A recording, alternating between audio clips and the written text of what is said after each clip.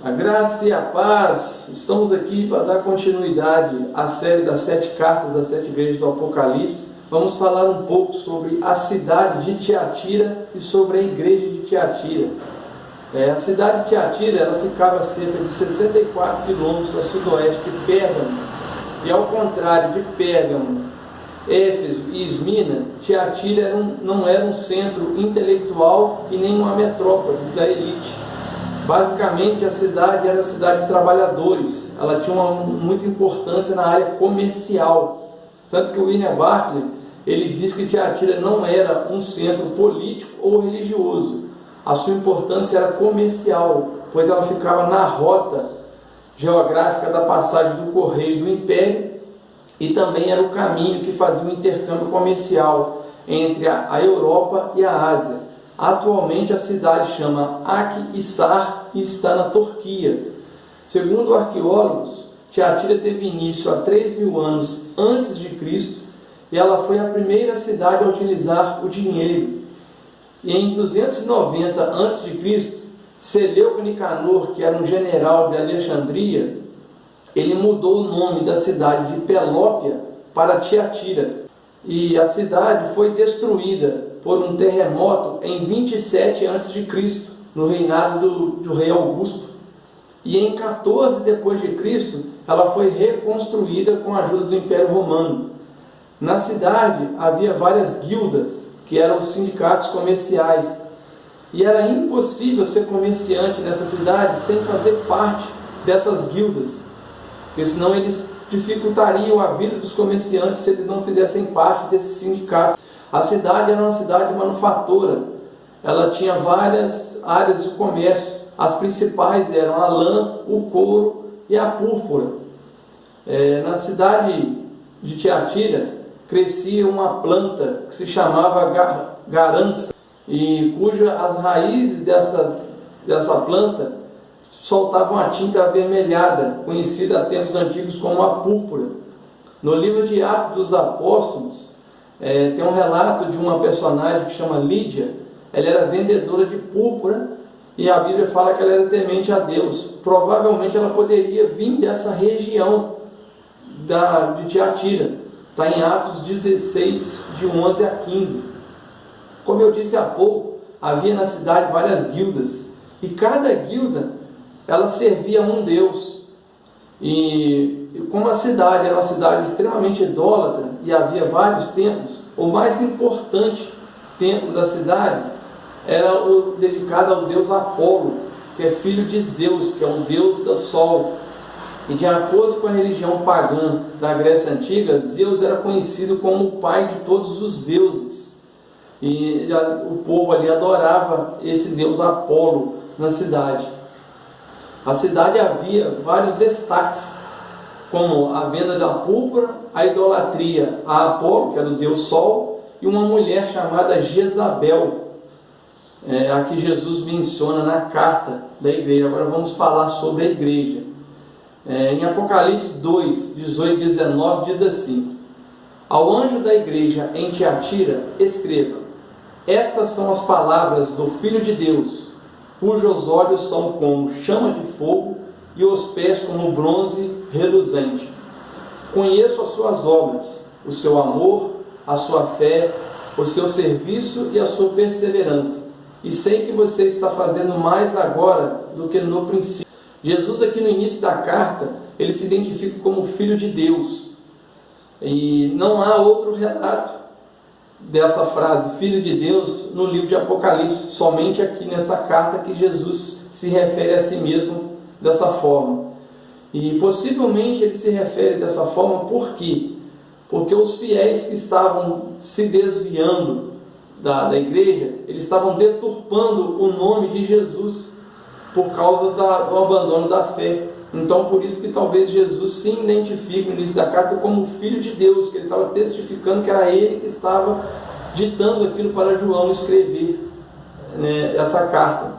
Um outro detalhe relevante nesse texto é que Jesus fala que exerce constante vigilância e que os seus olhos estavam atentos a tudo que estava acontecendo naquela igreja, que ele tinha os seus olhos como de fogo e as suas pernas como latão reluzente, ou bronze reluzente, como lido acima. E isso mostra que Jesus não estava alheio a tudo aquilo que estava acontecendo na igreja naquela época. E eu creio que Jesus ainda não está alheio a tudo que está acontecendo com nossas igrejas nesses dias de hoje. Então temos que estar atentos a tudo aquilo que formos fazendo, que Jesus está ali no meio. Ele afirma isso em Apocalipse 1, de 12 a 16, ele fala que ele está andando no meio dos castiçais. Os castiçais aqui significa as igrejas, que é aquilo que gera luz, é aquilo que traz a luz, que é a igreja do Senhor. Ele anda no meio dos castiçais. Então Jesus está afirmando que ele está no meio de nós. E no versículo 19, Jesus diz que conhecia as obras, o amor e a fé daqueles que estavam permanecendo fiel. E ele ainda traz algo a mais, que eles estavam fazendo as obras maiores do que eles estavam fazendo no início. Mas essa mensagem ela não foi para todos os fiéis daquela igreja.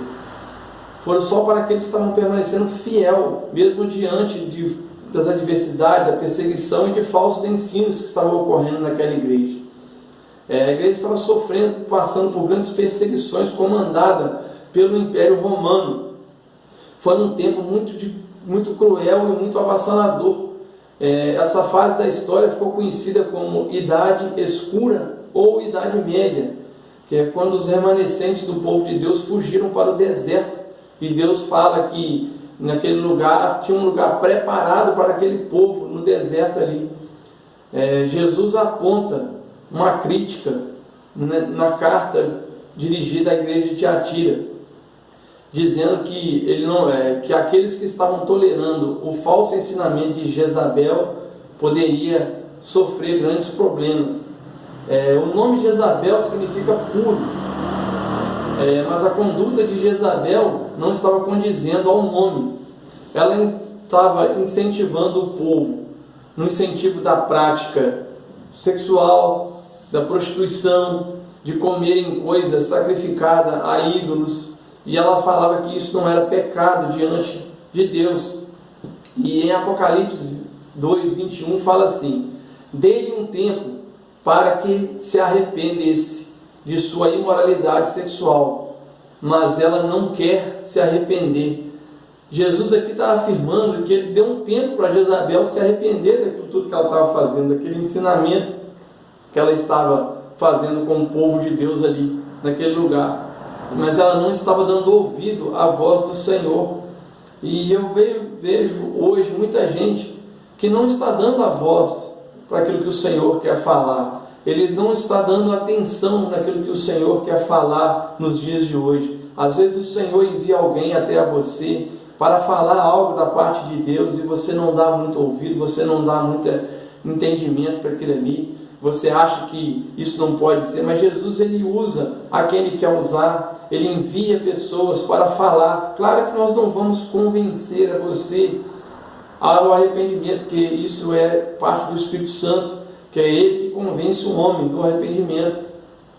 Então nós temos que estar atento, mas ficar atento à voz do Senhor. Não fazer como Jezabel, não esteve atento à voz do Senhor. E olha o que ele diz no versículo 22 sobre isso: por isso vou fazê-la adoecer e trarei grande sofrimento aos que cometem adultério com ela, a não ser que se arrependam das obras que ela pratica.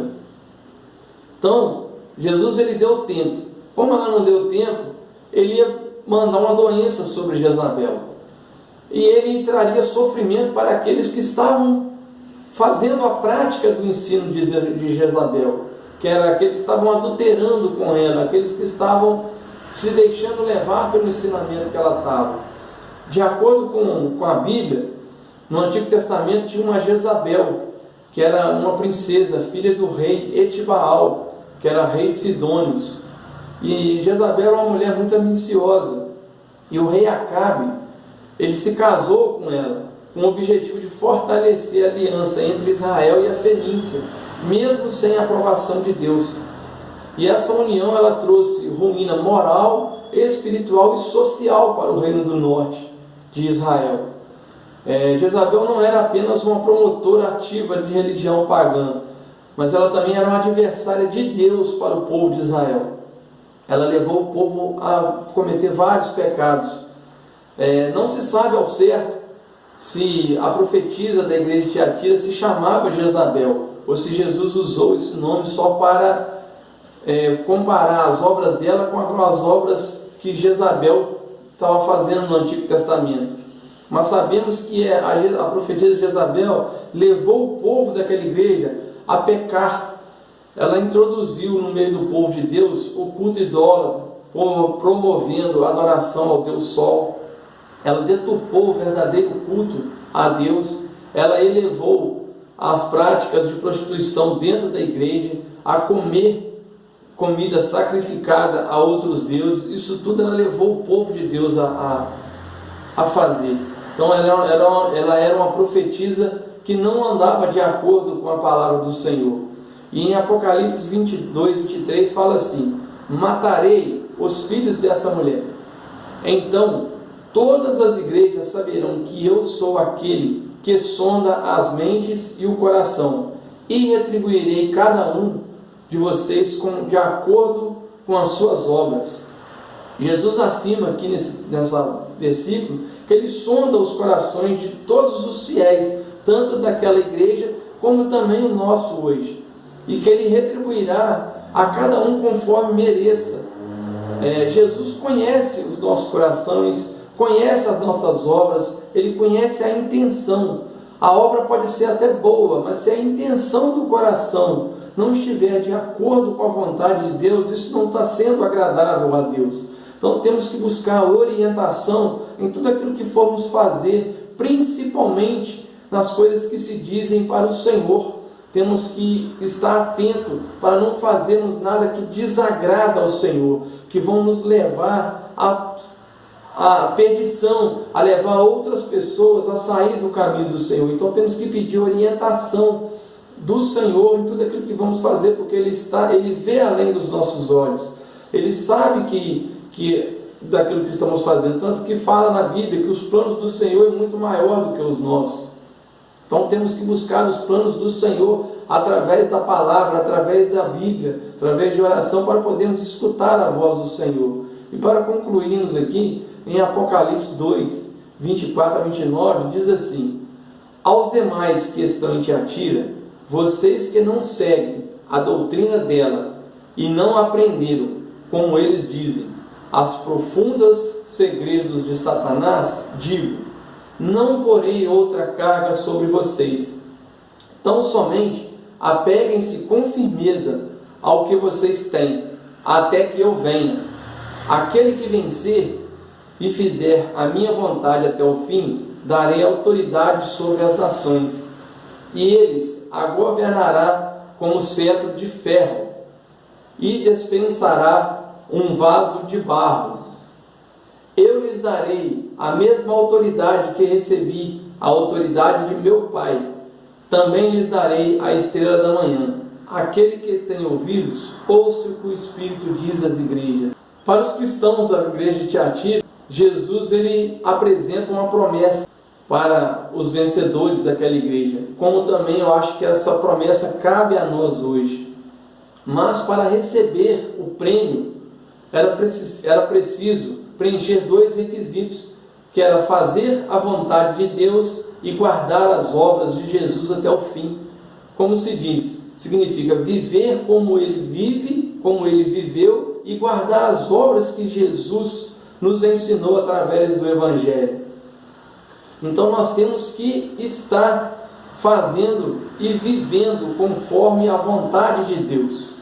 E Jesus promete que ao vencedor ele daria a estrela da manhã.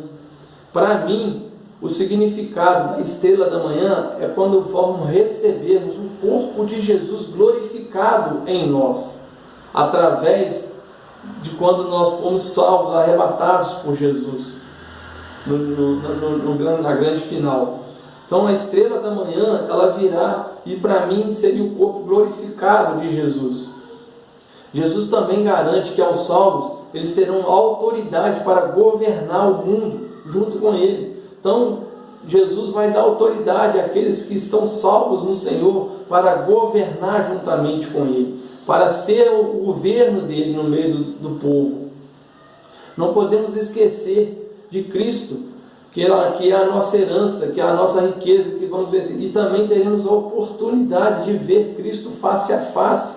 Aqueles que vencerem terão essa oportunidade.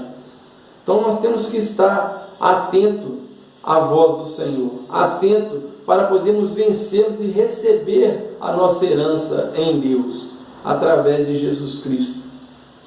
Num tempo como esse de pandemia, eu creio que é muito propício para ouvirmos a voz do Senhor.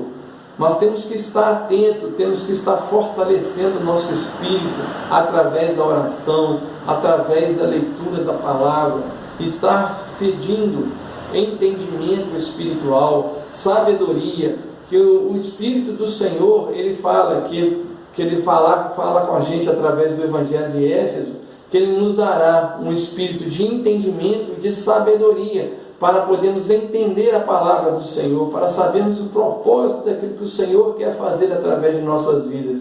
E eu creio que um tempo como esse é propício para o Senhor falar, porque estamos mais em casa, temos mais oportunidade de estar buscando o Senhor, de estar mais próximo do Senhor, de estar fazendo mais a vontade do Senhor em meio à nossa família, em meio àqueles amigos, trazendo mais para perto, não deixando as pessoas sozinhas nas suas casas, sem dar uma orientação da palavra do Senhor, através de vídeos que não podemos reunir pessoalmente, mas podemos usar a rede social para essas coisas. Então temos que estar atentos a tudo isso, mas também pedindo a orientação do Senhor para fazermos isso aí. Não fazemos por nossa conta. Se você gostou desse vídeo, compartilha, deixa o seu joinha, se inscreva no canal. Vamos fazer essa palavra chegar a outros corações. Vamos não deixar as pessoas fraquejar nesse momento. Leve essa palavra até aquele que você acha que está necessitado de ouvi-la. Muito obrigado, meus irmãos. Fica na paz. É o que eu desejo para cada um de vocês. Amém.